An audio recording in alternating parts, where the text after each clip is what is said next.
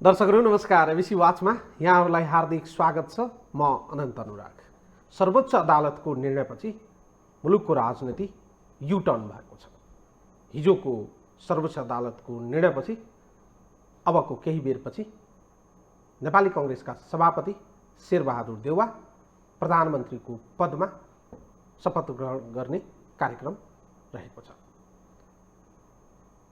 सर्वोच्च अदालतको परमादेश संसद विघटन गर्ने सरकारको निर्णयलाई बदरसँगै संविधानका धेरै विषयवस्तुहरूलाई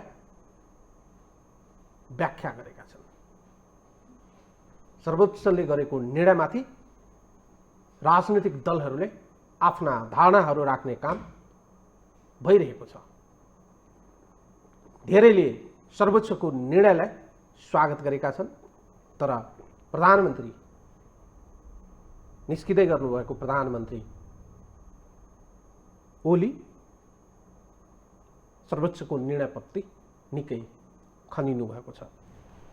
उहाँले सर्वोच्चले संविधानको व्याख्या होइन संशोधन गरेको आरोप समेत लगाउनु भएको छ।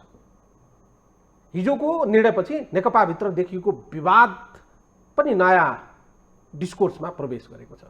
हिजोसम्म माधव नेपाल समूहका सांसदहरू प्रतिपक्षी समूहसम्म रहेको देखिए तापनि हिजो अन्तिम बैठक, गठबन्धनको अन्तिम बैठकमा माधव कुमार नेपालले राख्नु भएको आफ्ना विचार र भनाइपछि नेकपा एमाले एकीकृत भएर अगाडि बढ्ने सङ्केत पनि देखा परेको छ। हामी यिनै सेरोफेरोमा कुराकानी गर्नेछौँ। हामीसँग हुनुहुन्छ नेकपा एमालेका नेता, बौद्धिक नेता रघुजी पन्त। कार्यक्रममा उहाँलाई स्वागत गरौँ। रघुजी, कार्यक्रममा स्वागत गर्न चाहन्छु। धन्यवाद। सामान्य प्रतिक्रिया लिनु पर्यो भने हिजोको सर्वोच्चको आदेशलाई राजनीतिक रूपमा, कानुनी रूपमा र व्यवहारिक रूपमा यहाँले कसरी लिनुभएको छ? यो मेरो व्यक्तिगत टिप्पणी हो है। सर्वोच्चको निर्णय तपाईँलाई चित्त बुझ्न सक्छ, नबुझ्न सक्छ, तर त्यसलाई सिरोपर गरेर कार्यान्वयन गरेर जानुको कुनै विकल्प हुँदैन। कार्यान्वयन सुरु पनि भइसक्यो। भइरहेको प्रधानमन्त्री हट्नुभयो, नयाँ प्रधानमन्त्रीले शपथ ग्रहण गर्ने अवस्थामा, नयाँ प्रधानमन्त्री आउने अवस्थामा त्यो त कार्यान्वयनमा गइसक्यो भन्नु पर्यो। स्वाभाविक रूपमा त्यसको पक्ष र विपक्षमा होइन, जनमत विभाजित थियो, राजनीतिक दलहरू विभाजित थिए। अब त्यो विभाजनको असर त जनमानसमा पर्ने भइहाल्यो। कोही विघटनको विरुद्धमा हुनेहरू फैसलाको पक्षमा छन्। विघटन सदर गर्नुपर्छ, यो विघटन गर्न प्रधानमन्त्रीले पाउनुपर्छ भन्नेहरू फैसलाको विरुद्धमा छन्। अब यो अदालतको फैसलाको विरुद्धमा सडकमा उत्रिने काम चाहिँ ठिक होइन। हामीले विगतमा पनि यस्ता गल्तीहरू गरेका छौँ, त्यस्तो गल्तीहरू अब दोहोऱ्याउनु हुँदैन। तर सर्वोच्चको फैसला आलोचना रहित हुन्छ भन्ने पनि होइन।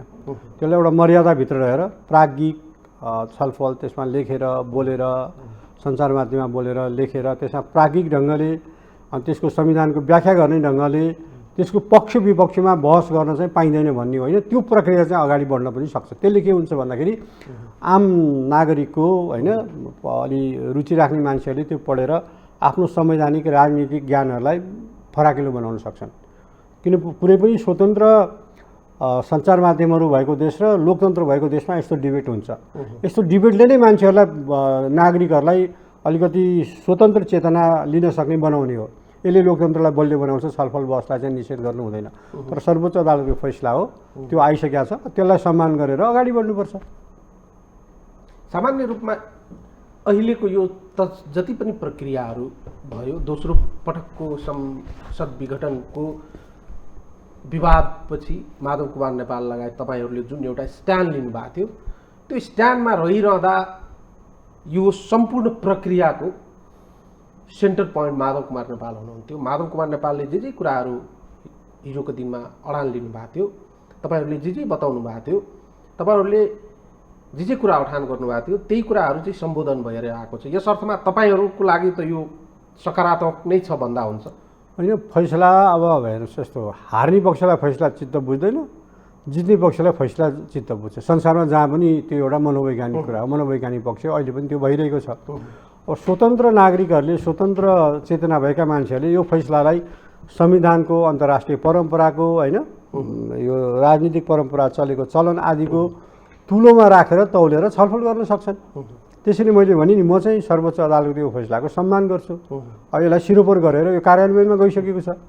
म स्वतन्त्र माने एउटा चाहिँ न्यायपालिका, एउटा शक्ति पृथकीकरणको सिद्धान्तमा विश्वास गर्ने भएको हुनाले व्यवस्थापिकाले आफ्नो काम गर्नुपर्छ, न्यायपालिकाले आफ्नो काम गर्नुपर्छ, कार्यपालिकाले आफ्नो काम गर्नुपर्छ भन्ने मान्यतामा विश्वास गर्छु। त्यसरी हेर्दा न्यायपालिका यो निर्णय कसैलाई 75% चित्त बुझ्या होला, कसैलाई 100% चित्त बुझ्या होला, होइन, कसैलाई 60% चित्त बुझ्या होला, कसैलाई पटक्कै चित्त नबुझ्या होला। यो त लोकतन्त्रमा स्वाभाविक छ, चित्त बुझ्न नबुझ्न पाइन्छ, बुझाउन नबुझेको कुरा भन्न पाइन्छ। तर यो कार्यान्वयनमा गइसक्यो, सम्मान गर्नुपर्छ। प्रतिगमन सच्यो। त्यसो भए मैले प्रतिगमन सच्यो, प्रतिगमन भयो वा यस्तो कुराहरू मैले बोलेकै छैन। मेरो भनाइ के भन्दाखेरि मूलत मेरो चाहिँ एउटा मान्यता चाहिँ थियो, पहिलो विघटन पनि गलत थियो, किन त्यो संविधानमा थिएन भनेर सार्वजनिक रूपमा भन्दै आएको थियो। यो पालिको विघटन पनि गलत थियो। संविधानको धारालाई उल्लङ्घन गरेर एकैचोटि 4मा नगएर 5मा गएको अवस्था थियो, होइन। त्यहाँ राष्ट्रपतिजीले कतिपय आफ्नो संवैधानिक दायित्व पुरा गर्नुपर्ने ठाउँहरू थिए, त्यसलाई पनि पुरा नगरेको देखियो। त्यसो हुँदाखेरि अब फैसला कस्तो आउँछ त्यो त मलाई थाहा थिएन।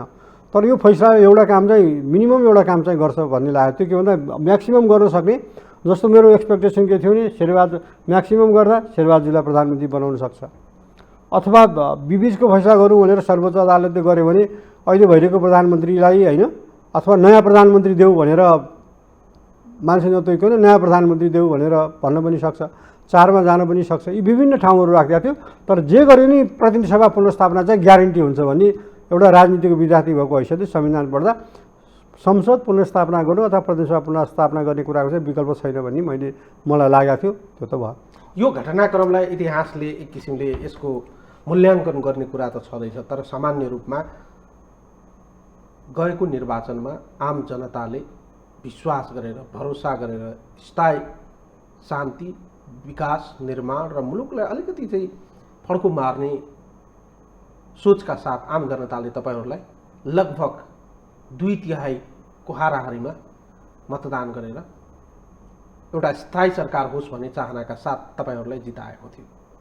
आजबाट ठिक त्यो निर्वाचनको म्यान्डेटलाई फर्केर हेर्दा 2/3 कम्युनिस्टको ऐतिहासिक सरकार आज आफ्नै कारणले, अरूको कारणले होइन, आफ्नै कारणले तासको पत्ताको घर जस्तै ढलेको देखिएको छ।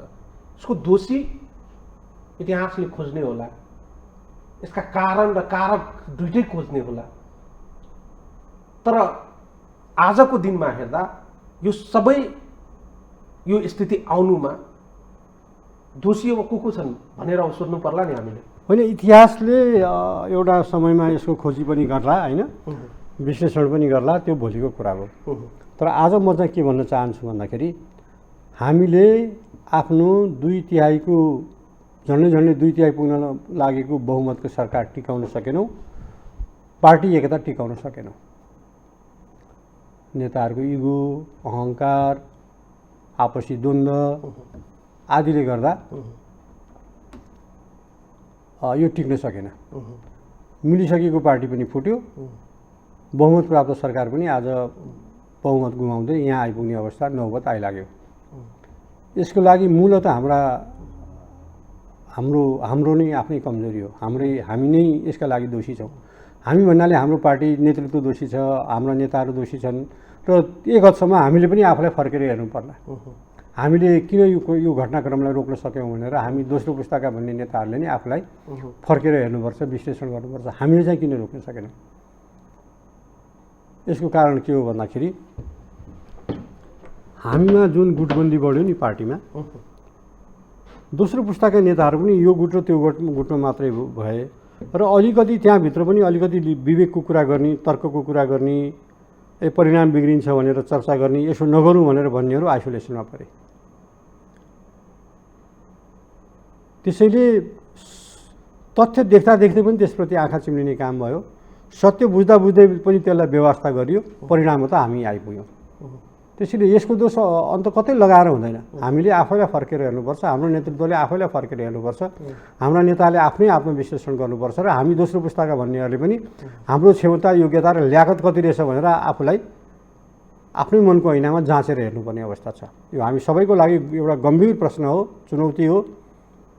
त्यसैले अब यो चुनौतीबाट अहिले चाहिँ मेरो चिन्ता भनेको यो चुनौतीबाट कसरी पार गर्ने, यो जे परिणाम आइरहेको यसको लागि कसलाई दोष दिने, यो परिणामको लागि अरू कसैलाई दोष दिनु हुँदैन, हामी आफै जिम्मेवार छौँ।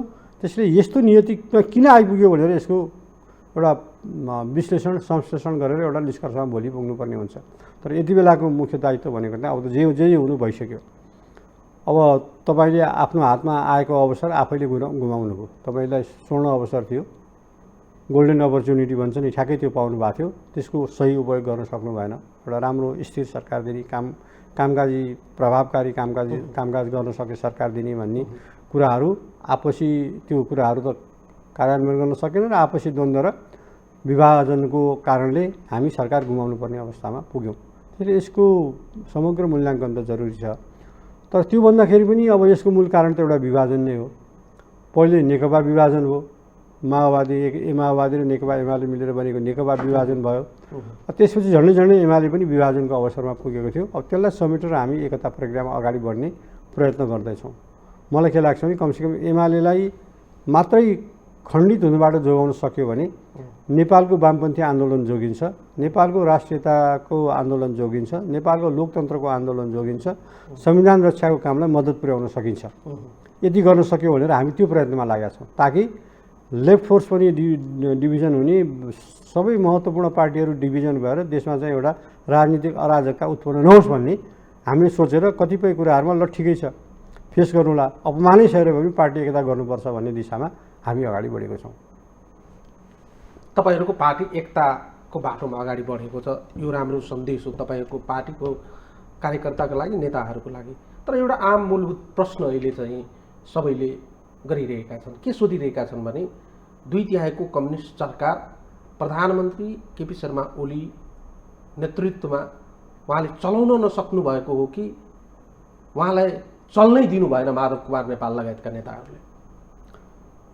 अब यो किनभने यसको विश्लेषण चाहिँ स्वतन्त्र नागरिकहरूले गर्नुहोस्, सञ्चार माध्यमहरूले गर्नुहोस्, राजनीतिक विश्लेषकहरूले गर्नुहोस्। किनभने पार्टीभित्रको यो विवादमा म पनि एउटा पक्षमा सक्रियतापूर्वक लागेको मान्छे हुँ। त्यसो हुँदाखेरि मैले गरेको विश्लेषण अर्को पक्षलाई पटक्कै चित्त नबुझ्न सक्छ। किनभने तपाईँ दुईवटा खेमामा बाँडिसकेपछि त, दुईवटा धारमा बाँडेर तपाईँले आफ्ना विचारहरू व्यक्त गर्न थालेपछि त त्यो आफ्नै धारलाई प्रतिनिधित्व गर्ने ढङ्गले विचार आउँछन्। त्यसैले कसको कति दोष रह्यो, हिजो एकीकृत पार्टी छँदा प्रचण्डजीको कति हो, केपी ओलीजीको कति हो, माधवजीको कति हो, झलनाथजीको कति हो गल्ती, त्यसको विश्लेषण गरौँ। त्यो विश्लेषण चाहिँ हामीले भन्दा बढ्ता पार्टीभित्र हामी पनि गरौँला, तर त्यो विश्लेषण, त्यसको मूल्याङ्कन चाहिँ सञ्चार माध्यमहरूले, नागरिक नेताहरूले, स्वतन्त्र विश्लेषकहरूले गर्ने कुरा बढी वस्तुगत हुन्छ, बढी चाहिँ वस्तुनिष्ठतामा आधारित हुन्छ। त्यसैले त्यो काम गर्नुपर्छ। तर हाम्रो गल्तीले हाम्रो अहङ्कार, हाम्रो आपसी कुण्ठा, आपसी सम्बन्धको तिक्तता, नेताहरूको यी सब कुराहरू यो त खिचडी जस्तो भएर अनेकौँ कुरा मिसेर आयो र यो हामी यहाँ पुग्यौँ। तर मुख्य कुरा के भने जहिले पनि मूल नेतृत्व विवेकी हुनुपर्छ, त्यो लचिलो हुनुपर्छ, त्यो संवेदनशील हुनुपर्छ। उसले जहिले पनि पार्टीको अगाडि, आफ्नो अगाडि रहेका अवसरहरूलाई जनताको हितमा कसरी प्रयोग गर्ने भन्ने कुरा सोच्नुपर्छ र आफ्ना अहङ्कारहरू, आफ्ना स्वार्थहरू त्याग्न सक्नुपर्छ। सायद यसो गर्न नसक्नु पनि यो सरकार जानेको एउटा कारण होला।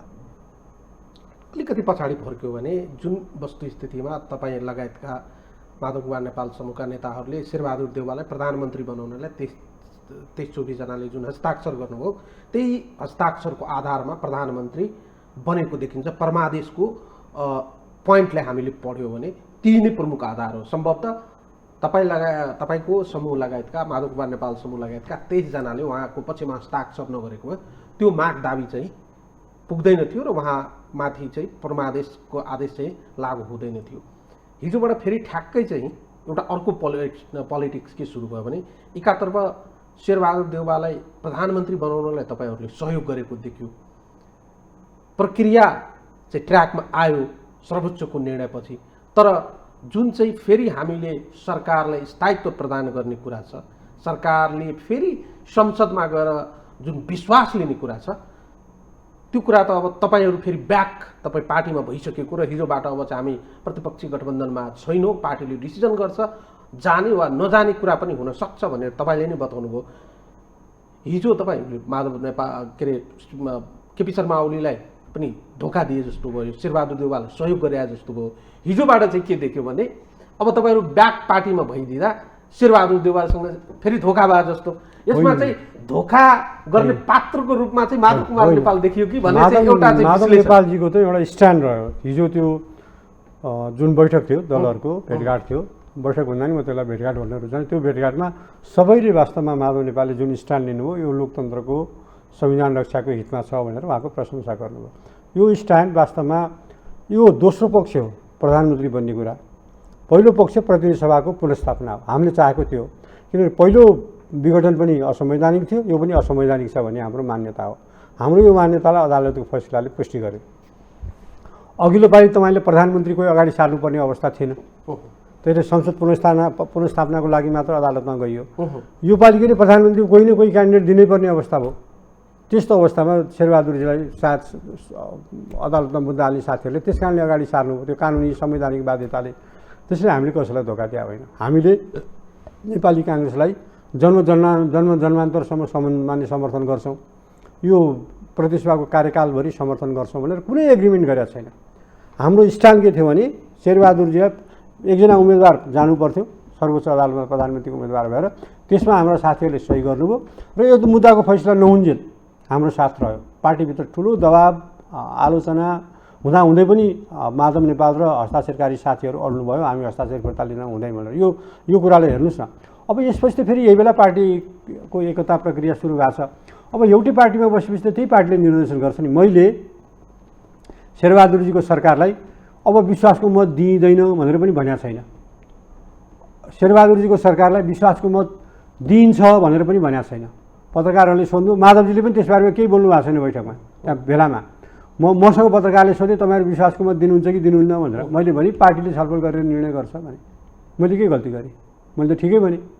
पार्टी एउटै हो भने भयो भने त्यही पार्टीमा होइन, पार्टी एकता भएपछि त्यही पार्टीमा बसेर छलफल गरेर विश्वासको मत दिन सकिन्छ। त्यसको लागि शेरबहादुरजीले केपी ओलीजीसँग नि कुरा गर्नु होला, माधव नेपालजीसँग नि कुरा गर्नु होला। अब जहाँसम्म विश्वासको मत दिने नदिने भनेर कुरा सोध्नुहुन्छ, पार्टीले निर्णय गर्ने कुरा भोलि छ, भोलि पर्सि उहाँले विश्वासको मत मागेपछि प्रश्न गर्यो भने 23 जना जुन आधारमा शेरबहादुर देउवालाई हस्ताक्षर गरेर प्रधानमन्त्री बनाउनको लागि सहयोग गर्नुभयो, अहिले संविधानको धारा 76(5) जुन प्रकारले व्याख्या गरेर आएको छ, त्यहाँ चाहिँ दलीय व्हिप नलाग्ने, स्वतन्त्र सांसदको रूपमा चाहिँ सांसदले स्वविवेक प्रयोग गर्न सक्ने कुराको जुन उल्लेख गरिएको छ, त्यसअनुसार त 23 जना वा 23 जनाभन्दा बढी पनि नेकपा एमालेकै पार्टीको लाइनलाई मान्ने कुराको ग्यारेन्टी अब गर्ने अवस्था छैन। अथवा माधव कुमार नेपालजीको पक्षमा रहनुभएका 23 जना सांसदहरू अझै पनि माधव कुमार नेपालजीले पार्टीमा फर्के तापनि 23 जना चाहिँ म फर्किन भन्नुभयो भने त त्यहाँ त केही पनि गर्न नसकिने देखियो त। यो इस्युमा के देखियो भन्दा प्रत्येक सांसदलाई आफ्नो स्वविवेक प्रयोग गरेर भोट हाल्ने अधिकार भयो अदालतको फैसलाको व्याख्याले। हुइप लाग्दैन नि त यो इस्युमा। हुइप लाग्ने भएपछि जसपाले पनि सक्ने भयो, एमाले पनि सक्ने भयो, राप्रपाले पनि सक्ने भयो, माओवादीले पनि सक्ने भयो, काङ्ग्रेसले पनि भोट हाल्न नहाल्न सक्ने भयो। त्यो छनौट सर्वोच्चको व्याख्याले त्यो छनौट दियो होइन। त्यो भोलि अब हाम्रा कुनै सांसदले म प्रयोग गर्छु भन्नु पनि सक्नु होला अथवा नसक्नु होला, म त्यतातिर जान चाहन्न। तर के भन्दा भोलि एउटै पार्टी हामी एक ठाउँमा बसिसकेपछि त के गर्ने भन्ने प्रश्न उठ्छ। मलाई अब मेरो व्यक्तिगत राय सोध्नुहुन्छ भने म चाहिँ यो सरकारलाई विश्वासको मत दिउँ भन्ने पक्षमा छु। हाम्रो पार्टी नेकपा एमाले यो सरकारलाई विश्वासको मत दिए हुन्छ, किन भन्दाखेरि हाम्रो लडाइँ प्रतिनिधि सभाकोले आफ्नो कार्यकाल पुरा गरोस्, एउटा फिक्स जुन टर्म हो, तोकिएको अवधि हो, त्यो पुरा गरोस् र मुलुकमा राजनीतिक अस्थिरता नआओस्। त्यसको लागि के भन्दाखेरि जस्तो हामीलाई 51 सालमा मनमोहनजीको नेतृत्वमा नेकपा एमालेको सरकार भन्दा नेपाली काङ्ग्रेसले गरेको थियो। हामी गुणदोषको आधारमा सरकारलाई समर्थन गर्छौँ भन्यो, त्यो बेला हामीसँग बहुमत थिएन, ठुलो पार्टीको सरकार बनेको थियो, उसले समर्थन गर्यो, 9 महिनापछि समर्थन फिर्ता लियो, अविश्वासको प्रस्ताव राख्यो। त हामी पनि त्यसो गर्न सक्छौँ। गुणदोषको आधारमा ल शेरबहादुरजी सरकार चलाउनुहोस्, तपाईँले अहिले हामी समर्थन गर्छौँ, तपाईँले राम्रो काम गर्नु भने समर्थन जारी रहन सक्छ, नराम्रो काम गर्नु भने हामी समर्थन फिर्ता लिन्छौँ भनेर 6-8 महिना 9 महिना वर्ष दिनपछि यसो त्यसरी फिर्ता लिन पनि सक्छौँ अब चुनावमा जाउँ भनेर। अथवा त्योभन्दा अर्को विकल्प पनि छ। त्यो भनेको के हो भन्दाखेरि अब चुनावमा त ढिलो चाँडो जानुपर्छ, धेरै यो प्रतिनिधि सभा कार्यकाल त धेरै बाँकी छैन। त्यसो हुँदाखेरि चुनाव मिलेर चुनाव गरौँ, सबै पार्टी सबै दलहरू सरकारमा आउनुहोस्, अलि सबै दलहरू सहित त्यो सरकार बनाऊँ भने पनि संविधानले छेक्छ जस्तो त मलाई लाग्दैन। भन्दाखेरि विकल्प त छन् नि, अब कुन विकल्पमा जाने त्यो चाहिँ हाम्रो पार्टीले निर्णय गर्ला। तर मसँग के गर्दा बेटर हुन्छ भनेर कसैले राय सोध्छ भने अब भर्खर प्रधानमन्त्री सहित सरकार चलाएको हामीले फेरि सरकारमा जाने लोभ गर्नुभन्दा हामी बाहिर बस्छौँ, प्रमुख प्रतिपक्षमा बस्छौँ, किनभने हाम्रो साइज कि त सरकार चलाउने कि त प्रमुख प्रतिपक्षमा बस्नु छँदैछ। हामी प्रमुख प्रतिपक्षमा बस्छौँ। अहिले शेरबहादुरलाई ल चलाउनुहोस् तपाईँ केही समय सरकार, तत्कालको लागि हामी विश्वासको मत दिन सक्छौँ भनेर पनि निर्णय गर्न सक्छौँ। यस्तो राजनीतिक निर्णय हुने अपेक्षा गर्ने ठाउँ त काहीँ पनि देखेन। प्रधानमन्त्रीजीको जुन प्रकारको हामीले चाहिँ सुन्नुहोस् न, मन्तव्य सुन्यौँ, राजनीति हो, राजनीतिमा सम्भावना अनेकौँ हुन्छ, तर यो गर्नु पनि असंवैधानिक हुन्छ भन्ने मलाई लाग्दैन। त्यसैले अब मैले त्यो फैसलाको केही मेजर कुरा त पढेँ होइन, तर फैसलाको फुल टेक्स्ट पढ्न पाएको छैन। अब त्यो फैसलाले के सम्भावनाहरू के अरू होइन फेरि कस्ता कस्ता राजनीतिक खेलहरूका लागि ठाउँ राखेको छ त्यो सबै अलि हेरेर विश्लेषण गरेर कानुन व्यवसायहरूसँग छलफल गरेर एउटा निष्कर्षमा पुग्न सकिन्छ। तर तत्काललाई मैले भने विकल्प यस्तो पनि हुनसक्छ है भनेर भने। विकल्प अनेकौँ छन्, सरकारमा जाने विकल्प छन्, सरकारभन्दा बाहिर रहेर समर्थन गर्ने विकल्प छ, विश्वासको मत नदिएर ल चुनावमा जाने बे जाउँ भनेर भन्ने विकल्प पनि छ। विकल्प अनेक छ कि जुन प्रकारको व्याख्या विश्लेषण भइरहेको छ सर्वोच्चले राजनीतिक फैसला गरे जस्तो देखिँदैन। अब मैले फुल टेक्स्ट पढौँ, त्यसपछि अब विभिन्न रायहरू आइरहेको छ। अब जसलाई फैसला चित्त बुझेको छैन उसले यो राजनीतिक फैसला भयो, संविधान संशोधन गर्यो भन्ने पनि तर्क आएको छ। जसलाई फैसला चित्त बुझेको छ ऐतिहासिक फैसला भनेर भनेका छन्। त्यसैले म चाहिँ संविधानको स्पिरिट अनुसार फैसला आएको छ कि छैन मुख्य हेर्ने कुरा त्यो हो। अब त्यसैले अब त्यो फैसला केही त पढेँ मैले, तर फुल टेक्स्ट अझै राम्ररी पढ्नु सामान्य भाषामा पढ्दा हामीले अङ्गीकार गरेको जुन प्रणाली छ यो चाहिँ कम्प्लिट वेस्ट मिनिस्टेरियल सिस्टम होइन, संसदीय प्रणाली होइन भनेर एक लाइनमा एकदमै प्रष्टसँग सुधारिएको संसदीय प्रणाली हो भनिएको छ।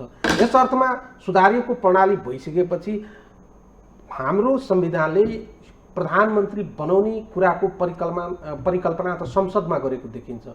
तर अहिले कस्तो आयो भने सर्वोच्चले भोलि अहिले प्रधानमन्त्रीको नाममा परमादेश भएको छ, भोलि चाहिँ फेरि कन्टेक्स्ट यही हो, भोलि केही होला, फेरि चाहिँ अर्को एकजनाले मुद्दा दायर गर्लान्, भोलि सर्वोच्चबाट अर्को राष्ट्रपति चाहिँ नियुक्त भइदिने स्थिति उत्पन्न होला, अन्य निकायमा पनि मान्छेहरू चाहिँ त्यहीबाट चाहिँ परमादेशको भरमा चाहिँ नियुक्त गर्ने स्थिति उत्पन्न होला। यहाँ त ठ्याक्कै हाम्रो अहिलेको स्थितिमा हाम्रो जुन पिल्लरहरू छन् कार्यपालिका, व्यवस्थापिका र न्यायपालिका, कार्यपालिका चाहिँ न्यायपालिकाभित्र छिरेको हो कि न्यायपालिका चाहिँ कार्यपालिकाभित्र छिर्ने प्रयास गरेको? राजनीतिक दलहरूले आफ्नो योग्यता देखाउन नसकेको। राजनीतिक समस्याहरूको, संवैधानिक समस्याहरूको समाधान राजनीतिक र संवैधानिक तरिकाले खोज्नुपर्नेमा नखोजेर अलि संविधानलाई पेल्न खोजेपछि स्वाभाविक रूपमा त्यस्तो इस्यु अदालतमा पुग्छ। त्यसैले त्यस्तो मौका राजनीतिक पार्टीले दिनुहुन्थेन, सरकारले दिनुहुन्थेन, राजनीतिक दलका नेताहरूले दिनुहुन्थेन।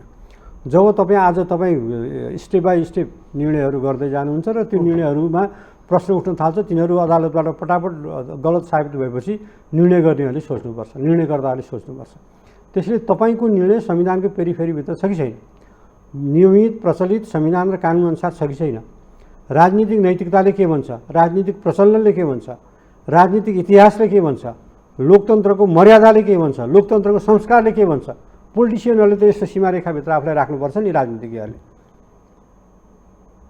त्यसै त्यो सीमारेखाभित्र जब तपाईँ आफूलाई राख्नुहुन्न, बाँध्नुहुन्न त्यो सीमाभित्र, त्यसपछि तपाईँ विवादास्पद निर्णयहरू गर्न थाल्नुहुन्छ। स्वाभाविक रूपमा त्यस्तो निर्णयलाई सडकमा पनि च्यालेन्ज हुन्छ, लोकतन्त्रमा कोर्टमा पनि च्यालेन्ज हुन्छ। अब तपाईँले त्यस्तो निर्णय गर्दै गएपछि कोर्टले मौका पाउँदै जान्छ। त्यसैले अदालतलाई त्यो मौका किन दिने? निर्णय गर्नुभन्दा अगाडि राय लिनुहोस्, संविधानविदहरूको राय लिनुहोस्, कानुनवेत्ताहरूको राय लिनुहोस्, विधिवेत्ताहरूको राय लिनुहोस्, राजनीतिक दलका नेताहरूको राय लिनुहोस् र जे स्टेप चाल्नुहुन्छ त्यसलाई परिपक्व ढङ्गले चाल्नुहोस् न। त्यसपछि त्यो अदालतमा जाँदै जाँदैन। त्यसैले अदालतमा राजनीतिक मुद्दाहरू पुग्नुको पछाडि पनि राजनीतिक दल, तिनका नेता दोषी छन्। हामी यसरी बुझ्दा हुन्छौँ, हामीले अपेक्षा गरे अनुसार चाहिँ हाम्रो नेतृत्व पङ्क्तिले संविधान कार्यान्वयन र सरकार सञ्चालन गर्न सक्नु भएन, यसमा दोषी तपाईँहरू पनि हुनुहुन्छ? होइन, अब औँला ठड्याउँदा त हामीलाई पनि औँला ठड्याउन सकिन्छ, तर नसकेको कुरा त घाम जत्तिकै सर्लङ्ग छ नि। मौका पाउँदा पनि सकेनौँ भन्ने कुरा त अब पुष्टि भयो हाम्रो कार्यशैलीले, हाम्रो व्यवहारले, हामीले गरेका कामहरूको परिणामले। संसदीय प्रणालीको फन्डामेन्टल जुन बुझाइ छ नि हाम्रो संविधानमा हामीले जे लेखेका छौँ नि, बहुलवादमा आधारित बहुदलीय प्रतिस्पर्धात्मक सङ्घीय व्यवस्थालाई जुन परिकल्पना गरिएको छ नि, त्यहाँ बहुलवादमा आधारित भनेको दललाई चाहिँ प्राथमिकतामा राखेको देखिन्छ। तर अहिलेको निर्णय कतिपयले जुन प्रकारले व्याख्या गरिरहेका छन्, दलविहीनताको अवस्थालाई अलिकति बढी जोड दिएको जस्तो देखिँदैन? अब म अझै नै संविधान हेरेरै सर्वोच्चका श्रीमानहरूले आदेश गर्नुभएको होला, म त्यसको अन्तरमा जान चाहन्न होइन। त्यसमा व्यापक छलफल त सुरु भएको छ नि, बहस सुरु भएको छ, सञ्चार माध्यममा सुरु भएको छ, त्यस सम्बन्धी लेख प्रतिक्रिया प्राज्ञिक डिस्कसनहरू आउन थालेका छन्। तिनीहरूलाई म बडा रुचिपूर्वक अध्ययन गरिरहेको छु। त्यसमा अब सर्वोच्चका पूर्व प्रधान न्यायाधीशहरूले बोल्न थाल्नुभएको छ होइन, त्यसलाई म रुचिपूर्वक अध्ययन गरिरहेको छु। एउटा राजनीतिक विद्यार्थी भएको हैसियतले मेरो रुचिको विषय पनि हो। तर कुनै पनि फैसला अब पक्ष विपक्ष भएपछि त्यो फैसलाबाट फाइदा लिनलाई त्यो मनपर्छ, फाइदा गुमाउनेलाई मन पर्दैन। तर हामीले संविधान सम्मत छ कि छैन भनेर हेर्ने हो, लोकतन्त्र सम्मत छ कि छैन भनेर हेर्ने हो। त्यसरी हेर्दाखेरि स्वाभाविक रूपमा अब त्यसमा संविधानविदहरूको पनि अब आउला राय, त्यसैले किन हतारिने? फैसलालाई सिरोपर गरौँ, फैसलालाई सम्मान गरौँ, छलफल अगाडि बढोस्। यो फैसलाले मुलुकको राजनीतिक स्थायित्वलाई कायम राख्न सक्ने त्यो ग्राभिटी बोकेको देखिन्छ वा बोक्न सक्ने अवस्था छ? होइन, फैसलाले राजनीतिक स्थायित्व कायम गर्ने नगर्ने होइन कि। राजनीतिक स्थायित्व कायम गर्ने नगर्ने राजनीतिक दलहरूको व्यवहारले हो, सरकारको व्यवहारहरूले, प्रमुख प्रतिपक्षी दलहरूको व्यवहारले हो। तपाईँले त राजनीतिक फैसलामा गर्ने मौका त अदालतमा पुर्याउनु हो नि। मुद्दा बोकेर अदालतमा त को गयो भने राजनीतिक दलका नेताहरू गए, राजनीतिक दलहरू गए। त्यस्तो राजनीतिक दलहरू सर्वोच्च अदालतमा जानुपर्ने अवस्था किन आयो? सरकारले चालेको कदमले आयो। संविधान सम्मत छैन भनेर सरकारले चालेका कदमहरूको विरुद्धमा राजनीतिक दलहरू सर्वोच्च अदालतमा जाने अवस्था आयो। त्यसले हाम्रो बुद्धिमत्ता के हुन्छ भने त्यस्तो अवस्था नै उत्पन्न हुन नदेऊ। भोलि पनि हामी जे कदम चाल्छौँ त्यो संविधान सम्मत होस्, विधि सम्मत होस्, कानुनहरू हेरेर गरियोस्, संविधानका पानाहरूको स्पिड हेरेर गरियोस्, अनि त्यो सर्वस्वीकार्य हुन्छ। त्यसैले भोलि पनि यस्ता विवादहरू राजनीतिमा आइराख्न सक्छन्। संवैधानिक सङ्कट आउँछ कतिपय देशमा, कतिपय ठाउँमा संवैधानिक विवादहरू आउँछन्। तिनीहरूको निरूपण कसरी हुन्छ भन्दा यस्तै छलफल, डिस्कसन, नागरिक समाजको सहभागिता, सञ्चार माध्यमको सहभागिता, विधिवेत्ता, एउटा नागरिक समाजका अगुवाहरूको सहभागिता, बहसबाट हुन्छ नि। हाम्रो भनाइ छ नि संस्कृतमा, जाते होइन तत्त्वबोध, के अरे तत्त्वबोध चाहिँ बाँधै जाते तत्त्वबोध। छलफल बहसबाट सत्यको नजिक पुगिन्छ, तत्त्वको नजिक पुगिन्छ। त्यसैले यो प्रक्रियालाई लोकतन्त्रमा प्रभावकारी बनाउनुपर्छ।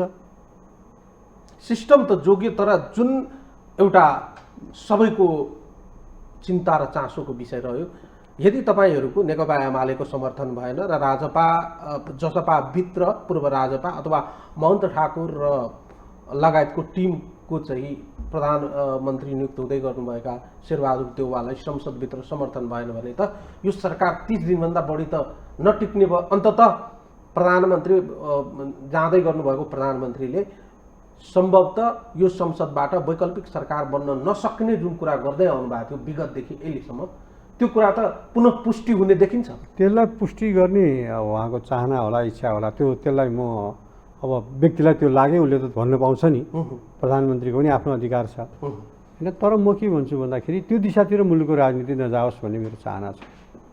किनभने देशले तत्काल चुनाव खोजेको होइन, देशले कोरोनाको खोप खोजेको हो, देशले बाढी पहिरोबाट पीडित जनताहरूको पुनर्स्थापना, तिनीहरूको उद्धार, तिनीहरूलाई सहयोग खोजेको हो, देशले देशको विकास खोजेको हो। यत्रो बाढी पहिरोबाट बगाएका ठाउँहरूमा पुल बनोस्, त्यहाँ चाहिँ आवत जावत चलोस् भन्ने खोजेको हो। त्यसैले जे देशले खोजेको त्यो दिशातिर अहिले राजनीतिक दलहरू जानुपर्छ।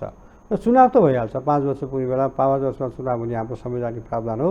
चुनाव त गर्नैपर्छ, लोकतन्त्रलाई बलियो बनाउन आवधिक चुनावको कुनै विकल्प छैन। त्यसैले त्यहाँ त हामी जानैपर्छ। तर छिनछिनमा चुनाव गर्ने कुरा चाहिँ यसले लोकतन्त्रलाई बलियो पनि बनाउँदैन र हामी जस्तो गरीब देशमा अरबौँ रुपियाँ चुनावको लागि पटक खर्च गरिराख्ने कुरा स्वागतयोग्य पनि होइन। त्यसैले अलिकति पार्लियामेन्टको दीर्घायु विगतको अनुभवबाट, विगतको सांसद किनबेच होइन, यही मध्यावधिबाट सिकेर यो अहिलेको संविधानमा कतिपय प्रावधानहरू राखेको हो नि, अनि तिनीहरूलाई नि फङ्सनलेस त बनाउनु भएन नि। त्यसैले तपाईँले अहिले जे देख्नु भएको छ अब यो सर्वोच्चका व्याख्याहरूको पनि व्याख्या हुँदै जाला, तिनीहरूमा नि पक्ष विपक्षमा फैसला के अरे छलफल भइरहेकै छ। तर यी सबै कुराले यसलाई स्वस्थ ढङ्गले अगाडि बढाउन सक्यो भने यस्ता छलफलले हाम्रो लोकतन्त्रलाई बलियो बनाउँछ र लोकतन्त्रभित्र सरकारलाई अब यो सरकारलाई 6 महिनाभित्र किन भनेर हामीले चाहिँ अलिक विवेकपूर्ण ढङ्गले सोच्यौँ भने ल भनेर विश्वासको मत दिन पनि सक्छौँ। हेरौँ तिम्रो काम। ठ्याक्कै तपाईँले भने जस्तै हामीले प्रणालीलाई बलियो बनाउन खोजेको हो भने, संसदलाई बलियो बनाउन खोजेको हो भने संसद बलियो हुनुभन्दा पनि सांसद बलियो हुने कुरा देखियो। अब यो सांसद बलियो हुने कुरा चाहिँ के आउँछ भने हिजोका दिनमा तपाईँले जुन कुरा गर्नुभयो नि, सांसद बलियो हुने भनेको सांसद खरिद बिक्री, संसदीय प्रणालीका व्यतिथि कुरीति कुसंस्कारका जुन घटनाक्रमहरू हाम्रै मुलुकमा चाहिँ काण्डहरू उहिले भएका छन्, ती काण्डहरूको पुनरावृत्ति हुने सङ्केतहरूको त सुरुवात हामीले नै गरे जस्तो लाग्न थाल्यो। त्यस्तो नहोला दलहरूको बिचमा। मेरो त कामना के छ भने त्यस्तो परिस्थिति नआओस्, दलका नेताहरूको बिचमा राम्रो छलफल होस्, शीर्ष नेताहरूको बिचमा छलफल होस् र एउटा साझा सहमतिमा उहाँहरू पुग्नुहोस्। त्यो सम्भावना छ। चुनाव किन अब यही प्रतिस्पर्धाको पनि आयु त धेरै छैन। सवाल त यहाँ अग्रगमन र प्रतिगमनको पो आयो त। प्रतिपक्षी दलहरूले नेकपा एमाले र नेकपा एमालेसँग रहेका अन्य चलिरहेको यो बहस त चलिरहेको छ। अब होइन, शेरबहादुरले राम्रो काम गर्नु सक्नु भएन, सरकारमा गएर 2-4 महिनासम्म नि राम्रो काम गर्न सक्नु भएन भने उहाँकै आलोचना सुरु हुन्छ।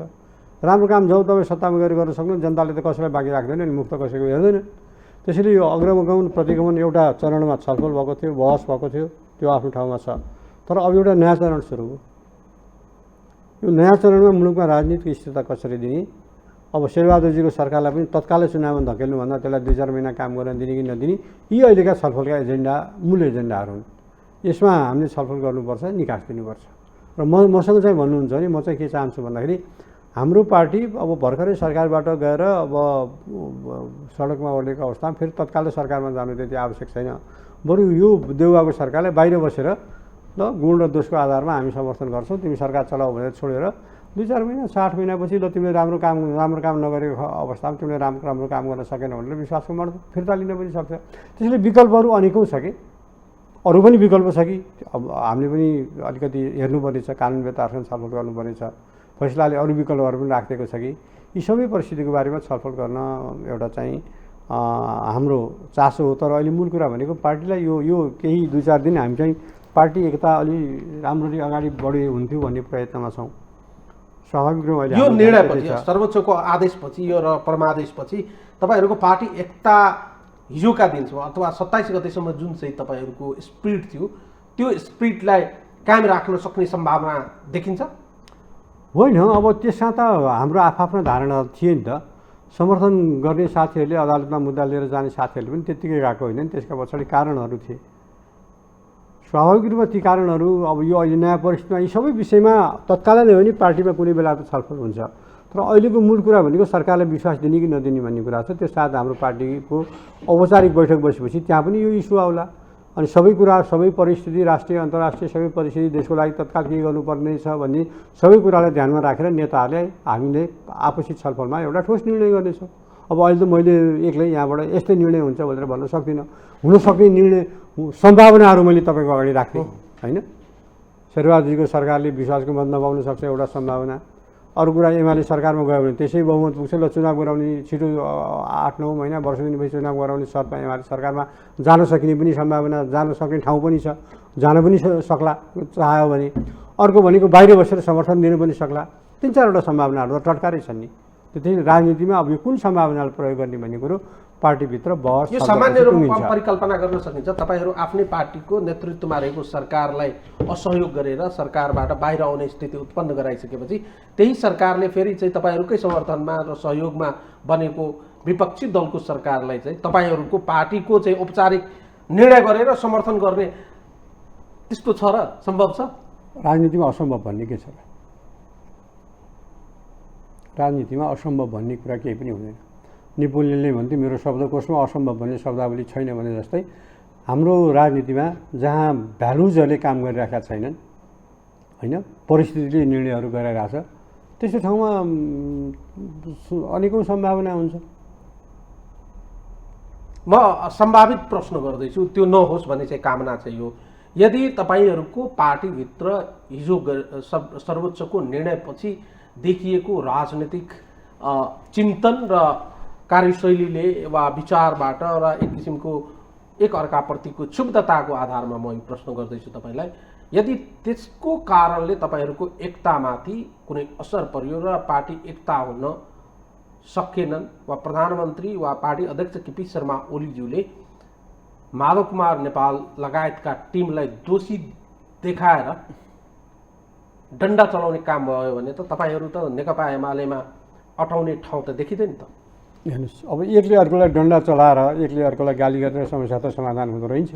जति तपाईँ माधव नेपालज्यूले जति प्रधानमन्त्री पार्टी अध्यक्ष शर्मा ओलीलाई खुल्याउनु पर्ने हो त्यति त खुल्याइसक्नु भयो। अब एकले अर्कोलाई खुल्यायो होला, तर यी सबैबाट पाठ सिक्ने हो भविष्यको लागि, भविष्यको पुस्ताको लागि। अब पहिलो पुस्ताले राजनीति गर्ने समय धेरै बाँकी छैन, हामी दोस्रो पुस्ताको लागि पनि धेरै अवधि बाँकी छैन। तेस्रो पुस्तालाई राम्रै प्रशिक्षित गरेर हामीले गरेका गल्तीहरू नगर्ने गरेर राजनीतिमा अगाडि बढाउनु पर्ने आवश्यकता छ। त्यसैले कसले कसलाई खुल्यायो भन्ने कुरा महत्त्वपूर्ण होइन। अब कसरी मुलुकको लोकतन्त्र संविधानको रक्षाको लागि जनताको हितको लागि कसरी अगाडि बढ्ने भन्ने कुरा अहिलेको मूल कुरा हो। सामान्य एउटा चाहिँ हाम्रो व्यवहारिक प्रश्न गरौँ न तपाईँलाई, आफ्नै घरमा आगो लगाएर पुरै बिल्कुल होइन, त्यो घर भनेको संविधान हो, संविधानको रक्षा गर्न जरुरी थियो, लोकतन्त्रको रक्षा गर्न जरुरी थियो र संविधानका धाराहरूको त्यसैको स्पिरिटको रक्षा गर्न जरुरी थियो। त्यसपछि आएर प्रतिनिधि सभाको रक्षा गर्न जरुरी थियो। हाम्रो कन्भिक्सन त्यो हो। त्यसको लागि हामीले आफ्नो आवाजहरू आफ्नो गतिविधि गऱ्यौँ होला। त्यहाँ कमी कमजोरी भएको होला छ भने आओस् न, हाम्रो कमी कमजोरी भएको ठाउँमा हामी आफ्नो कमी कमजोरी सच्याउन पनि तयार छौँ। तर हिजोको कुराहरूलाई कोट्याउने हो भने त धेरै कुरा निस्किन्छ। अब त्यतातिर नजाउँ। अब मुख्य कुरा भनेको भविष्यलाई कसरी राम्रो बनाउने, त्यसको लागि पार्टी पार्टी एकताबद्ध। अहिले मूल ध्यान भनेको हाम्रो पार्टी अहिले पार्टी एकताबद्ध बनाउने कुरामा मूल ध्यान केन्द्रित गर्ने हो। तपाईँले भने जस्ता कुराहरूको पनि समयमा त्यसको विश्लेषण, समीक्षा, आलोचना, पुनर्मूल्याङ्कन, संश्लेषण सबै गर्नुपर्छ। तर अहिले जे नयाँ परिस्थिति आएको छ यो हाम्रो अदूरदर्शिताले, हाम्रो असक्षमताले गर्दा आएको। अहिले जे आयो नि हाम्रो लिडरसिपले गम्भीरतापूर्वक सोच्नुपर्छ, हाम्रा सबै शीर्ष नेताहरूले सोच्नुपर्छ, हामीले सोच्नुपर्छ। हामी आफैले उठाएका प्रश्नहरूको घेराभित्र छौँ। यस्तो स्थिति किन आयो? त्यसैले प्रश्न म अरूलाई मात्र गरिरहेको छैन, अरूलाई मात्र चोरौँला देखाइरहेको छैन, म आफैलाई पनि प्रश्न गरिरहेको छु। हाम्रो पुस्ताले, हामी जो आफूलाई दोस्रो पुस्ता भन्छौँ, हामीले आफैलाई पनि प्रश्न छन्, हामीले पनि योग्यता देखाउन सकेनौँ कि भनेर सोच्ने बेला आएको छ। त्यसैले अलि नयाँ ढङ्गले नयाँ उचाइबाट अलि फराकिलो भएर सोचेनौँ भने नेकपा एमाले हिजो जुन उचाइ ग्रहण गरेको थियो त्यो उचाइ ग्रहण नगर्न सक्छ।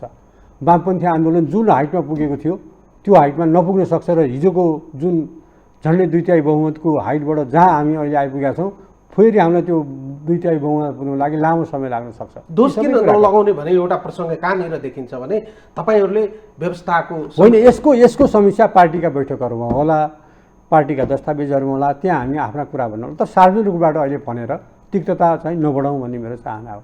तपाईँले भने जस्तै तपाईँहरूले के भनिराख्नु भएको छ, हामीले प्रणालीलाई जोगायो, विधिलाई जोगायो, पद्धतिलाई जोगायो, यो मलाई लाग्यो संविधानलाई रक्षा गर्यो भने तपाईँहरूको तर्कना। तर प्रधानमन्त्रीजीले आज चाहिँ सम्बोधन गर्दै के भन्नुभयो भने अहिलेको यो परमादेशले विधि, पद्धति, प्रक्रिया, संविधानलाई रक्षा गर्छ भन्ने कुरामै आशंका देखियो। प्रधानमन्त्रीले त्यो प्रश्न गर्ने अधिकार छ, तपाईँलाई प्रश्न उठाउने अधिकार छ, सर्वोच्चको फैसलामाथि प्रश्न उठाउने अधिकार छ, मलाई त्यो अधिकार छ, उहाँले उठाउनु हो, त्यसमा म कुनै टिप्पणी गर्न चाहन्न। तर सर्वोच्चको फैसला त कार्यान्वयन भइसक्यो। लोकतन्त्रको सौन्दर्य नै यही हो, लोकतन्त्रको सौन्दर्य नै यही हो। व्यवस्थापिकाले संविधान बनाउँछ, कानुन बनाउँछ, सरकारले, कार्यपालिकाले ती संविधानका धाराहरू र कानुनहरूलाई, ती धाराहरूका आधारमा बनेका कानुन, विभिन्न कानुनहरूलाई कार्यान्वयन गर्छ अथवा राजनीतिक अधिकारहरूलाई प्रयोग गर्छ, सरकार सञ्चालनको कार्यकारी अधिकार प्रयोग गरेर देशलाई अगाडि बढाउने प्रयास गर्छ। त्यसो गर्दा सरकारले ठिक काम गरे कि गरेन, व्यवस्थापिकाले संविधान सम्मत ढङ्गले कानुन बनायो कि बनाएन, कार्यकारी प्रमुख अथवा कार्यकारी बनेको सरकारले संविधान सम्मत ढङ्गले काम गरे कि गरेन भनेर त्यसको विश्लेषण, त्यसको मूल्याङ्कन मुद्दा परेको खण्डमा सर्वोच्च अदालतले गर्छ। यो त शक्ति पृथकीकरणको आधारभूत सिद्धान्त हो। व्यवस्थापिका, कार्यपालिका र न्यायपालिकाले आफ्नो ठाउँमा गर्ने भनेर। त्यसमा संसारभरि एउटा चलेको चलन के हो भने चौथो अङ्ग भनेर प्रेसलाई भनिन्छ, स्वतन्त्र प्रेसलाई भनिन्छ। भन्दाखेरि त यी त एउटा लामो लोकतान्त्रिक अभ्यासबाट सिद्ध भएर पुष्टि भएर आएका कुराहरू हुन् नि। यो प्रक्रियामा हामी कति चोखो भयौँ, यो प्रक्रियालाई हामीले मिच्न खोज्यौँ कि खोजेनौँ, यो प्रक्रियाभित्र हामी कति इमान्दार भएर काम गऱ्यौँ भन्दाखेरि यो पुनर्मूल्याङ्कन हामी सबैले गर्नुपर्ने बेला छ र हामीले गर्न सकेनौँ भन्ने मेरो भनाइ छ। कसको कति भागमा कति पर्छ त्यो मूल्याङ्कन गरौँ, तर यो फैसलाले एउटा राम्रो काम के गरिरहेको छ, प्रतिनिधि सभा जोगाएको छ। आज हामीलाई चित्त नबुझेको होला, तल भोलि पनि कसैले अब बेसैमा संविधान सभा के अरे प्रतिनिधि सभालाई मार्न पाउँदैन, विघटन गर्न पाउँदैन र त्यसका लागि नजिरहरूको स्थापना गरेको छ। हामीले विश्वको सर्वोत्कृष्ट संविधान लेखेको हो भनेर चाहिँ हामीले दाबी गरिरहँदा यो संविधानको धारामा उपधाराहरूमा यता नजानु, सबैमा समस्या हाम्रो नेताहरूले सर्वोत्कृष्ट भन्नुहुन्छ। अब यो संसारको कुन संविधान सर्वोत्कृष्ट हो र के आधारमा त्यसलाई सर्वोत्कृष्ट हो होइन भनेर छुट्याउने भने कुनै मापदण्ड त छैन। हरेक देशलाई आफ्नै संविधान सर्वोत्कृष्ट लाग्यो होला। इङ्ल्यान्डमा अलिखितै संविधानले लामो समय 100 वर्षदेखि काम गरेर आइरहेको छ। अमेरिकाको छोटो संविधानले पनि काम गरिरहेको छ। अमेरिकाको संविधानलाई अपूर्ण कसरी भन्ने संसारको सबभन्दा होइन ठुलो डेमोक्रेसी एउटा चाहिँ सुदृढ डेमोक्रेसी भनेर भन्छ। भारतमा संसदीय प्रणालीको संविधान चलिरहेछ, अमेरिकामा राष्ट्रपति प्रणालीको संविधान चलिरहेछ, लोकतन्त्र चलिरहेछ भन्दाखेरि लोकतन्त्र र संविधानका पनि आफ्ना प्र्याक्टिसहरू छन्, आफ्ना हिस्ट्रीहरू छन्। त्यसैले हामीले आफ्नो देशमा हेर्ने हो, हाम्रो संविधान हामीले जानेसम्म हाम्रो संविधान सभाका सदस्यले राम्रो बनाउनु भएको छ। त्यसमा अपूर्णताहरू छन्, हुन सक्छन्, भोलि पनि देखा पर्न सक्छन्, तिनीहरूलाई परिमार्जन गर्दै जाने हो। लोकतन्त्र भनेको सुध्रिँदै जाने व्यवस्था हो। लोकतन्त्र भनेको जडता हो, यो लोकतन्त्र भनेको एकै ठाउँमा अल्झिराख्नु होइन। लोकतन्त्र भनेको निरन्तर अगाडि बढिराख्ने प्रणाली हो। त्यसमा रिफर्महरू हुँदै जान्छन्। त्यसले न्यायपालिकामा रिफर्म खोजी गर्छ, त्यसले कार्यपालिकामा रिफर्म खोजी गर्छ, त्यसले व्यवस्थापिकामा रिफर्म खोजी गर्छ, चेन्ज खोजी गर्छ, त्यसले पत्रकारितामा सञ्चार माध्यममा चेन्ज खोजी गर्छ र अहिले त अनेकौँ नयाँ संस्थाहरू संसारमा होइन देखा परेका छन्। तिनीहरूले राजनीतिमा प्रभाव पारिरहेका छन्। अब हिजोको जस्तो ट्रेडिसनल सञ्चार माध्यमले भन्दा अहिले एउटा फेसबुक झन् प्रभावकारी एउटा डिजिटल माध्यम भएर आएको छ, ट्विटर छ, टिकटक छ, तपाईँ नयाँ माध्यमहरू आइरहेका छन् र यिनीहरूले हाम्रो जीवन प्रणाली, हाम्रो राजनीतिक प्रणाली, हाम्रो अर्थ प्रणाली, हाम्रो सामाजिक विचार आदिमा व्यापक परिवर्तन ल्याइरहेछ। त्यसैले यो भनेको लोकतन्त्रभित्र देखा परेका, लोकतन्त्रले हासिल गरेका उपलब्धिहरू हुन्। त्यसैले हामी कसरी अगाडि बढ्छौँ, यो संविधान जस्तो छ आज भोलि त्यस्तै यसमा केही फेरबदल गर्नु हुँदैन भन्ने त हुँदैन, परिवर्तन हुनसक्छ समयअनुसार। त्यसैले समयअनुसार लोकतन्त्र अगाडि बढ्छ र समयअनुसार नेताहरूले आफूलाई सच्याउन सक्नुपर्छ। सच्याउन नसक्ने, समयअनुसार चल्न नसक्ने नेताहरूले कोही हन्डर खाएर, कोही ठक्कर खाएर, कोही परिस्थितिले चाहिँ आफ्नो सामूहिकता गुमाएर आउट हुन्छन्। हामी चाहिँ एउटा राजनीतिक दुर्घटनाबाट, आफैले सुरु गरेको राजनीतिक दुर्घटनाबाट आफ्नो सरकारलाई दुर्घटनाग्रस्त बनाएर यो अवस्थामा आइपुगेका छौँ। त्यसैले यसबाट सिक्नुपर्छ। समय धेरै नहोला, तर एक दुईवटा प्रश्न अझै गर्न मन लागेको छ। आम मान्छेलाई चाहिँ जिज्ञासा लागेको प्रश्न के हो भने पछिल्लो घटनाक्रमले चाहिँ के एउटा पुष्टि गरेको छ भने राजनीतिक रूपमा, सरकारको कार्यक्रम गतिविधिका रूपमा, संविधान कार्यान्वयन लगायतका सवालमा, जनजीविकाका सवालमा, अन्य चाहिँ मुद्दा सम्बोधन गर्ने लगायतका सवालमा सम्पूर्ण समस्याको कारण र कारक दुइटै तपाईँकै पार्टीका अध्यक्ष केपी शर्मा ओलीकै कारणले भयो भनेर एउटा चाहिँ न्यारेटिभ सेट गर्ने प्रयास भयो र माधव कुमार नेपाल लगायतका टिमले एनी हाउ केपी शर्मा ओलीलाई पदबाट हटाऊ भने अभियानको थालनी गर्नुभयो। त्यो तपाईँहरूको अभियान सफल भयो। त्यसमा तपाईँहरूले आफूलाई जित महसुस गरेको ठान्नु भएको छ। तर पार्टी तपाईँलाई मैले भने मेरो प्रतिक्रिया के थियो, मसँग यो सर्वोच्च फैसला आउन सोध्न मैले किन थिएँ, एउटा नेपालीमा चलेकै गीत छ नि, अलिअलि हार भयो अलिअलि जित भने जस्तै प्रतिनिधि सभा पुनर्स्थापना भयो, संसद फर्केर आयो, त्यसमा खुसी, मलाई खुसी नै लाग्यो। अब आफ्नो पार्टीको सरकार गयो, त्यसमा दुःख लाग्यो। त्यसले हामीले फर्केर हेर्नुभयो कि तपाईँ झडा पानी प्रश्न नसोध्नुहोस्, मैले होइन नि। अब हामी पार्टी एकता मिलाउने भनेर लाग्छौँ। अब के अहिले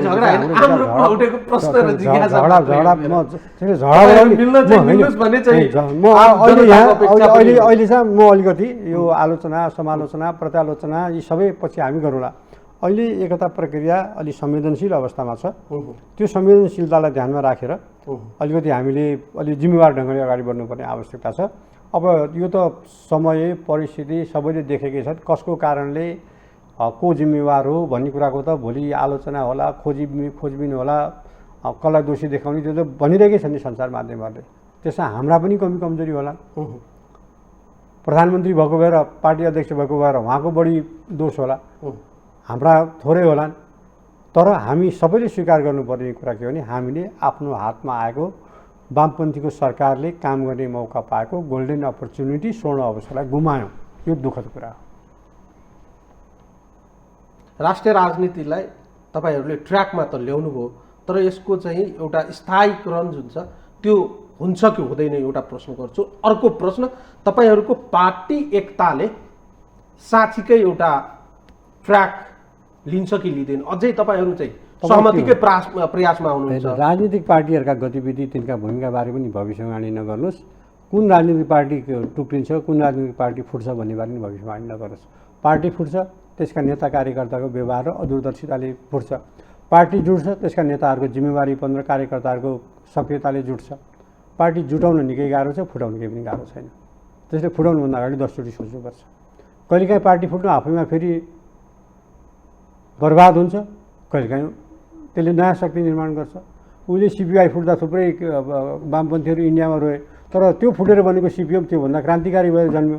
त्योभन्दा त्यहाँबाट पनि सिपिएमबाट फुटेर सिपिआइएमएल चारु मैदानमा कानुन सान्यालहरू निक्ल्यो, तिनीहरूले त्यत्रो उत्पात मचाए, नक्सलबाडी आन्दोलन भनेर। त्यसरी पार्टीहरूको जुट र फुटका आफ्ना इतिहासहरू छन्, आफ्ना प्रक्रियाहरू छन् र त्यो एउटा चाहिँ राजनीतिक विचारको समयको चापको समयका घटनाक्रमहरूको सन्दर्भमा तिनीहरूले ती घटनाहरूले त्यस्ता राजनीतिक दलहरू बिचका परिघटनाहरूलाई जन्माउँछ। यो डायलेक्ट्रिकल मेटेरियलिजम पढ्ने अथवा द्वन्द्वात्मक भौतिकवाद पढ्ने मान्छेले, समाज अध्ययन गर्ने मान्छेले बुझ्ने हो। हामी राजनीतिक नेकपा एमाले आज जे छ यो सदा यस्तै रहन्छ भनेर भन्न सकिन्छ र? हिजो वेस्ट बङ्गालमा 3 दशक शासन गरेको पार्टीसँग आज वेस्ट बङ्गालमा 1 सिट छैन। जनताले तपाईँलाई त चुनावमा हरिकङ्गाल बनाइदिनु सक्दो रहेछ नि, जनता रिसायो भने। तपाईँलाई मजाले बहुमत दिएर मालामाल पनि बनाइदिनु सक्छ, हरिकङ्गाल पनि बनाइदिनु सक्छ राजनीतिक रूपमा। अब केरलामा त्यही सिपिएमको नेतृत्वको वाम मोर्चा धेरै वर्षपछि पहिलोचोटि दोहोरियो। नत्र भने त्यहाँ प्रत्येकपल्ट सरकार चेन्ज हुने। यो पालि लेफ्ट फ्रन्टको सरकार बन्थ्यो भने अर्को पालि चाहिँ कङ्ग्रेस हाई नेतृत्वको फ्रन्टको सरकार बन्थ्यो। केरलामा धेरै वर्षदेखि हुँदै आएको थियो, तर यो पालि त्यहाँ लेफ्ट फ्रन्टको सरकार, वामपन्थीको सरकार दोहोरिएर बन्यो। तर वेस्ट बङ्गालमा 3 दशक शासन गरेको अघिल्लो पालि त एउटा राम्रै प्रतिपक्षमा हुने राम्रै सिट ल्याएको थियो, यो पालि चट भयो। कङ्ग्रेस त्यत्रो होइन स्वतन्त्रता लडेर आएको, स्वतन्त्र सङ्ग्राम लडेको पार्टी, नेतृत्व गरेको पार्टी भन्थ्यो, वेस्ट बङ्गालमा 0 भन्दाखेरि पोलिटिक्स हो, राजनीतिमा हानिको सम्भावना हुन्छ। हामी एमालेका नेता कार्यकर्ता शीर्ष नेताहरू सबैले बुद्धि पुर्यायौँ, सबै तितो मिठो बिर्सेर होइन पार्टी एकताबद्ध बनाएर लैजानुपर्छ भन्ने कुरालाई गम्भीरतापूर्वक मनन गऱ्यौँ। हाम्रो लागि भविष्य छ। न्यु खोजेर लडेर बस्यो भने हामी मात्रै हो र भने नयाँ पार्टीहरू आउँछन्, नयाँ सरकारहरू आउँछन्, नयाँ पार्टी नसके हाम्रो ठाउँमा काङ्ग्रेसले बहुमत ल्याउला। जनताले केही न केही त गर्छ, विकल्प त दिन्छ। हो, त्यो विकल्प हामी भन्ने कि नभन्ने? पाएको अवसर त गुम्यो। अब नयाँ अवसरको अब त हाम्रो लागि गाह्रो छ। फेरि बहुमत जाँदा तिमीहरू मोराहरूले अघिल्लो पालि दिएर पठाएको के गर्यो भनेर जनताले त भन्ला। यस्तो भन्ने अवसर हामीले दिनै हुँदैन थियो, तर भन्नेले मौका पाए। त्यो भन्ने मौका नदिकन फेरि एउटा सङ्गठित प्रभावकारी ढङ्गले गयौँ भने त लोकतन्त्रमा सरकार, लोकतन्त्रमा देश, जनता, पार्टी, संविधान, लोकतन्त्र, गणतन्त्र महत्त्वपूर्ण कुरा हो कि सत्तामा जानेर आउने कुराहरू त्यति महत्त्वपूर्ण होइन। कहिले कुन पार्टी जान्छ, कुन पार्टी झर्छ, यो त चलिराख्ने परम्परा, चलिराख्ने एउटा प्रक्रिया हो। यसमा के को धेरै टाउको देखाउनुहुन्छ? सरकारबाट ओर्लिनु पर्यो भन्दैमा धेरै चिन्तित पनि हुनु पर्दैन। फेरि सरकारमा जानै सक्दैनौँ भनेर पिर पनि गर्नु पर्दैन। पार्टी बलियो बनाऊ, पार्टी एकताबद्ध बनाऊ, हाम्रो लागि अपर्च्युनिटी, जनताको सेवा गर्ने मौका आउँछ। अन्तिम प्रश्न गर्छु, तपाईँको पार्टीभित्र धेरै पावर सेन्टर भएर पार्टीभित्र यो स्थिति उत्पन्न भएको हो? बुद्धिमान नेताले के गर्छ भन्दाखेरि त्यस्ता धेरै पावर सेन्टरहरूलाई नि समेट्दै ल्याएर ती सबै पावर सेन्टरलाई आफ्नो वरिपरि घुमाउँछ। दूरदर्शी नेताले त्यसो गर्छ। तपाईँसँग अदूरदर्शिता कायम रह्यो के भन्छ भने तपाईँले चिडाउँदै सबैलाई पर पुर्याएर टुक्रा पावर सेन्टरहरू बनाइदिनुहुन्छ। अब हामी कहाँ के भयो, हामी आफैले विश्लेषण गर्ने कुरा हो। आशा गरौँ राष्ट्रिय राजनीतिले तपाईँले भने जस्तै स्थायित्वको दिशातर्फ अगाडि बढ्नेतिर सबै राजनीतिक दलहरूको ध्यान केन्द्रित हुन सकुन् भने एउटा चाहिँ शुभेच्छा र शुभकामना दिनु बाहेक अरू केही छैन अहिले। यद्यपि जुन प्रकारको कटुता राष्ट्रिय राजनीतिमा देखा परेको छ। यसले मुलुक कतै फेरि पनि हिजोको जुन चाहिँ संसदभित्र अल्पमत बहुमत प्राप्त नगरिसकेपछि फेरि अर्ली इलेक्सनमा जानुपर्ने संवैधानिक जुन बाध्यता छ त्यतातिर गयो भने त यी सबै जति गरे तापनि मुलुक संविधान त अगाडि बढे तापनि निर्वाचनमा जानुपर्ने जुन अहिले एउटा चाहिँ असम्भव को बाटोमा जुन अगाडि बढेका छौँ हामी त्यतातिर गएको देखिन्छ। यसर्थमा तपाईँहरूको चाहिँ प्रयास, तपाईँहरूले गर्नुभएको योगदान सराहनीय होस् भन्ने चाहिँ एउटा अपेक्षा रहेको छ। समय र संवादको लागि धन्यवाद दिनुहोस्। धन्यवाद। धन्यवाद। दर्शकहरू, उहाँ हुनुहुन्थ्यो नेकपा एमालेका नेता रघुजी पन्त। आजको लागि यो संवाद यति नै। सम्पूर्ण युनिट लगायत मलाई पनि बिदा दिनुहोस्। नमस्कार।